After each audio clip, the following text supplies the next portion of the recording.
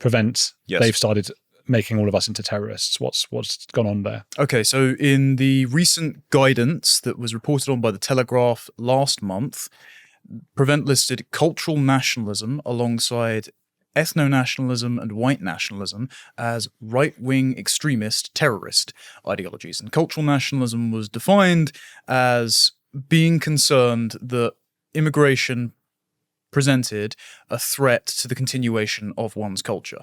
So that puts, pretty much every sensible mainstream immigration critic in the box of terrorist. Now, this was doled out in Prevent training given to pretty much every civil servant as part of their counter-radicalism obligations. It's also taught in schools.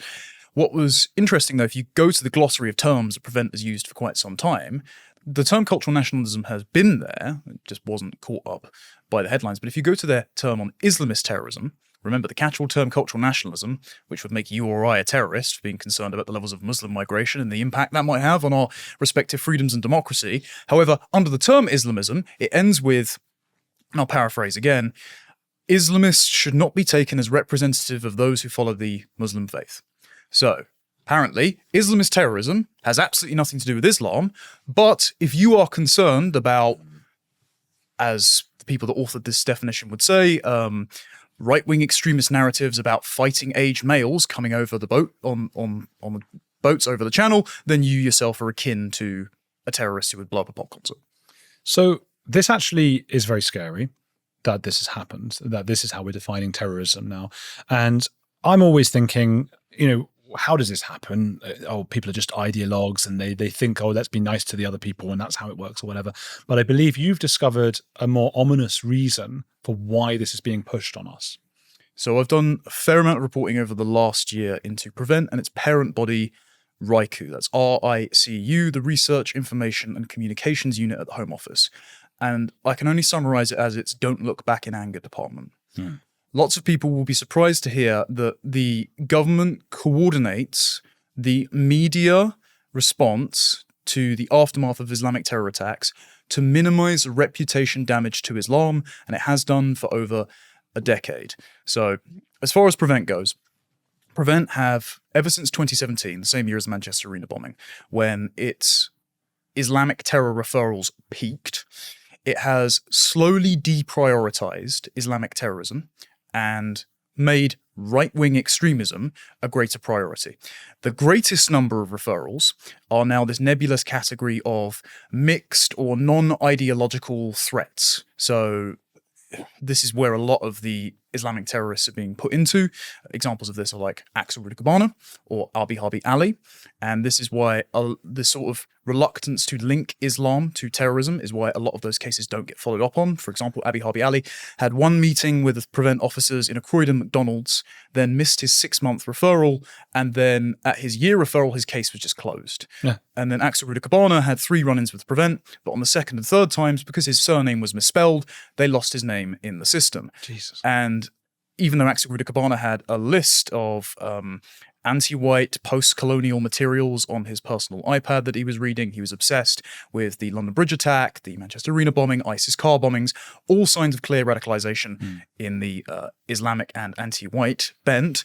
Prevent didn't want to look at it. So they sort of put these people in the nebulous category of, well, there's no ideological reason behind it, it's just mental health. However, for right-wing extremism, the category has been inflated and expanded to such an extent where, as Colonel Richard Kemp has warned before, after the definition was reconfigured, the number of pensioners referred to Prevent went up by 90%. Now, I don't think there's that many pensioners committing right-wing extremist neo-Nazi Anders Breivik-style terror attacks, but apparently Prevent feel that we all are going to. Okay, how did they expand the definition? Well, Douglas Murray's done some reporting on this because he was caught up in it. Prevent made a list of texts which were actively patriotic and proud. And these included books by Douglas Murray, Melanie Phillips, Peter Hitchens, George Orwell's 1984, ironically enough, Brave New World, John Locke's 2 treatises on government, Beowulf, The Lord of the Rings, and C.S. Lewis's Chronicles of Narnia. Brilliant. So if you like reading about Aslan, you're basically a terrorist. So that's how they've sort of inflated the category of far right, and this is why they keep talking about this sort of phantom far right threat. This is why Yvette Cooper came out and said today, as we're recording this on the anniversary of 7/7, Islamism and the far right represent the greatest threat in Britain in terms of terrorism. Now, why was Islamism deprioritized? under the watch of a series of figures that I'm sure we'll come to discuss later, a Islamic Network in the Home Office has grown to over 700 members. And they are explicit about their wanting to recruit more Muslim staff members, make sure Home Office policies are inclusive of Muslim needs, so they're a collective bargaining organization on behalf of Islam. And some of these members have engaged in some very dubious activities that we know about. For example, after the Shawcross Review of Prevent in 2023 was published, where William Shawcross reiterated that Islamic terrorism represents the single largest terror threat in the UK, but of the people that worked for Prevent he spoke to, they were very reluctant to connect Islam to Islamism.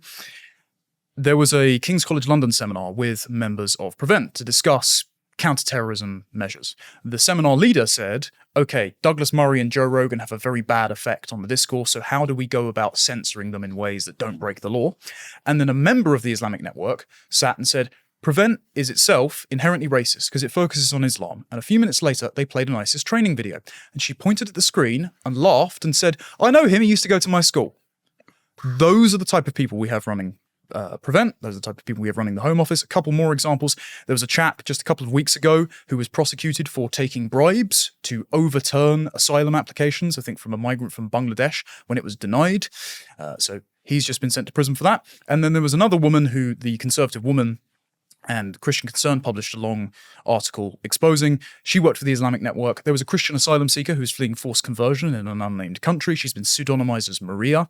And the Home Office rejected her application because they said her country was safe for Christians. Turns out this member of the Islamic Network had fabricated government documents to represent the country as being safe to deter away Christians. So there's clearly a kind of clannish, religious and ethnic solidarity going on being laundered through the Home Office that is affecting our counter-terror policy and our border policy. So am I right in saying then, to summarize, that Islam has infiltrated the Home Office? Yes, and this is not just my opinion, it's again the opinion of William Shawcross. William Shawcross, who did the Shawcross Review, very respected academic, unless it's by the Islamic Network, he pointed to Hizb ut-Tahrir, which is now a proscribed organization. They were only proscribed in January 2024, by the way, after in the immediate aftermath of October 7th, there was this famous video where they gathered on the streets of London and said, with a big banner, Muslim armies rise up for jihad. So I think they were declaring their intent to repeat October the 7th, except this time in Britain. Yeah, quite. So they finally got proscribed by the Conservative government.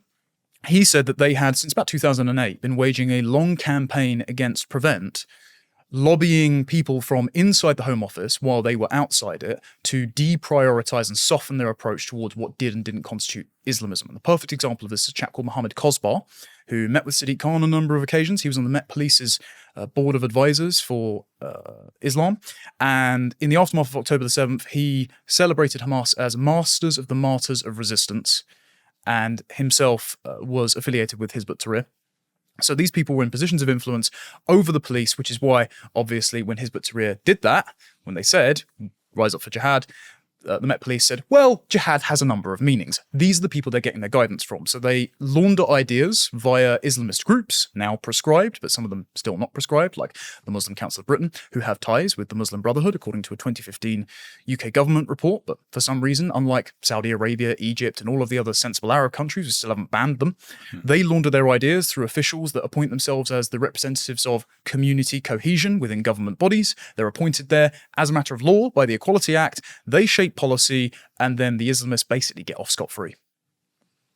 What do we do? So there's a number of laws that we can repeal. So I'd say we have to repeal the Equality Act first and foremost, because that sets up the public sector equality duty, which gives these people jobs.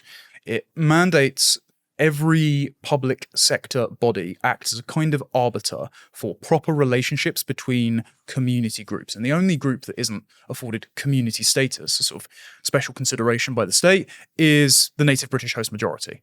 So the group that actually typically causes the least trouble, turns out. So the government currently is arbiting what constitutes these groups' interests and sort of pitting them against in a divide and conquer strategy against the British host majority. Equality Act needs to go. Get rid of that malicious compliance. mandate. Get rid of all the speech codes that they use to enforce these laws. That would be the Malicious Communications Act, the Public Order Act, the Online Safety Act, non-crime hate incidents that were brought in 2014 as a consequence of the Macpherson report in 1999. Get rid of all that. We shouldn't be policing speech on behalf of protected characteristics. And we'd also need to get rid of the Constitutional Reform and Governance Act, because as you spoke about with Liz when she came on your show before, in 2010, the Blair and Brown government put the civil service on rails because they codified the Civil Service Code, which mandates the civil service must be neutral, into law, which means that if ever a minister comes up to a civil servant and said, "You're not doing your job properly, you're polluting your job with ideological activism, you need to go," the minister would be accused of politicizing the civil service because the civil service itself is deemed to be neutral. And so whatever they do is just the business of the day. If the democratically elected government wants to get rid of a civil servant not doing their job, they are tied up in investigations and told, no, you can't do that. So get rid of the Constitutional Reform and Governance Act and make all civil servants hireable and fireable like the upper echelon are in Washington, D.C. That would reinstate accountability. However, I do think with the level of rot that runs deep with the examples I've been reporting on, we need a kind of Truth and Reconciliation Committee, because the level of like psychological scarring that's happened to this country because they've been gaslit by their own nation is so extensive. We need to get it all out in the open, and people do really need to go to prison for this stuff. What would that look like, informing the country of what's been going on? Is it basically this podcast episode being amplified, which I wouldn't object to? I would hope so, but I don't think I'm nearly that important. I'm happy. I am, though. True, fair point. I'm happy for people to take this research and run with it. I just don't think many people have been reporting on it as much. Laura Dodsworth did some good work in relation to COVID during the lockdowns with State of Fear, which is where I first sort of heard of this body and did some research into it. But since then, very few people have been reporting on this. What I think is best is, and I don't trust the current state powers to do this, so it would need to be the next government, hopefully, if they're wise to this sort of stuff, would be a kind of televised national inquiry with statutory powers to call people to account if they've found that they've broken the law. Misconduct in public office is a charge that we can bring against people, by the way. We should bring back charges of sedition as well to properly hold these people to account. If we find that they've done these terrible things and they've got provable consequences, then they should be stripped of their pensions, they should be stripped of their titles. Some of these people have damehoods and knighthoods, and they should face prison time for it. It's just that the current crop of politicians and civil servants are not interested in accountability because they've sunk a lot of costs into maintaining the system because it makes them feel comfortable, it allows them to attend polite dinner parties, and at the end of the day, it gives them a very fat paycheck. You know what makes me squirm a little bit about it, and I'm sure you understand this, is, historically, whenever there's a kind of regime change, and now let's hold all those who did the things they did to account. And I don't disagree with anything you've said. It's just, it makes me squirm because I think of any time in history when that's happened, they sort of go too far, don't they? And they start sort of hanging people, and then they're the next regime, I don't think you could characterize the post-World War II Nuremberg trials, for example, as going too far in that fashion, right? I think you do need, and some of the things that have been done, of course, they're not mass extermination camps, but the level of dishonesty and malevolence does need some sort of accountability, and so I do think people should face legal consequences for this. I'll give you an example. So if people don't know what Raiku does, it engages in what is called controlled spontaneity exercises as soon as a terror attack happens. And what this entails is busing imams out to the site of the terror attack, taking photos, releasing prefabricated hashtag campaigns online, using bot accounts to amplify this. The military has a cyber warfare division called the 77th Brigade, which not only monitors the lawful speech of citizens, but also uses bots to attack them in the comments or amplify narratives the government wants. And it also stages events and controls the front pages of newspapers and media coverage on television to ensure the government message gets out there. Good example of this is the 2017 Manchester arena bombing. Don't Look Back in Anger was centrally planned by the government. Explain what that is for those who don't remember. Don't Look Back in Anger was the message that was immediately broadcast after the Abedi brothers made a pressure cooker nail bomb and walked into an Ariana Grande concert and killed, I think it was about 20 people, including many children. The government's message before the bodies of those girls were even cold and identified by their parents was, you can't be upset about this. So they helped orchestrate the messages, they helped orchestrate the concert afterwards. And we know this because disaster planner Lucy Easthope actually wrote in The Guardian a little while after saying that messages of resilience and the message that we will overcome might not have been the right one. We were a bit too soon. So her conscience was nagging at her about the fact that there was not a period for reflection. Immediately rushed out the door by Raikou was this message of, you can't look back on this. You have to keep looking forward. Don't blame the people that were basically accountable. And you think this was partly influenced by Islamism itself, not just sort of white people going like, oh gosh, I don't want anyone to be racist. Like there was actually an Islamist pressure on this. So we know some of the people involved in this. History of Raikou is interesting. So in 2011, Richard Chalk, who used to work for a PR firm called Bell Pottinger, and the CEO of which, I think it was in 2007, was Blair's former communications director, who was also, I think, married to one of the editors that oversaw Alistair Campbell's pieces in the Daily Mirror. So it's a very incestuous network. But Richard Chalk worked for Bell Pottinger out in Iraq. All of his work is classified, so we don't know what he actually did. But as soon as he came back, he went to work for Raikou. He was the chief of staff to Baroness Saida Vorsi while she was the head of the Conservative Party. Now, Baroness Vorsi herself, I'll be careful what I say because she's very litigious, particularly towards Richard Kemp. However, she herself has admitted to working with MEND, which is a Muslim group that she described as, although not illegal, definitely illiberal. And MEND has had some questionable stances on things like Israel-Gaza. Let's put it that way. Under Raikou, it was headed, the deputy head of Raikou was Sabrina Khan. Now, her sister is Dame Sarah Khan, who people might be aware of as the government's supposed independent counter-extremism advisor. After 7/7 in 2005, she was appointed to its anti-extremism task force. She worked for the Home Office for about 20-odd years.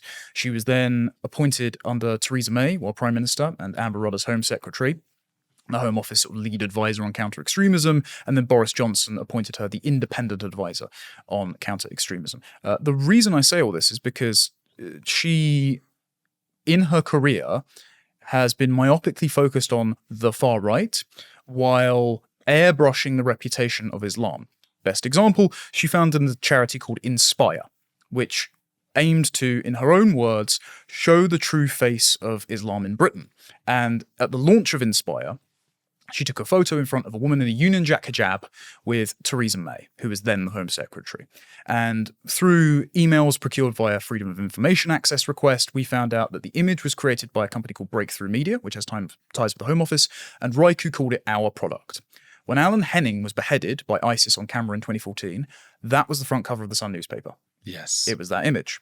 And so this idea that Islam must be protected from public blowback anytime someone reads the Quran a bit too seriously and commits a jihadist attack, and it is directed by second-generation Pakistani immigrants who themselves aim to be an authority on the acceptable face of Islam, means that the chief concern of the government is not sort of woolly white liberal appeasement, but is a kind of religious in-group preference and a concern about advancing the interests of Islam without attracting too much criticism. And this has happened through multiple terror attacks. One of the examples where they kind of overplayed their hand was actually the Nottingham stabbings, where Valdo Calacane killed those two university students and that poor caretaker.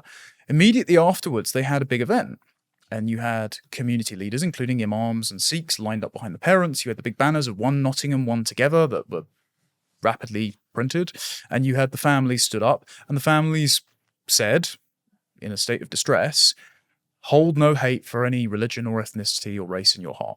Now, that had nothing to do with anything. Valdo Calacane was a complete schizo who was not a Muslim and is now confined to a hospital for the rest of his life rather than a prison.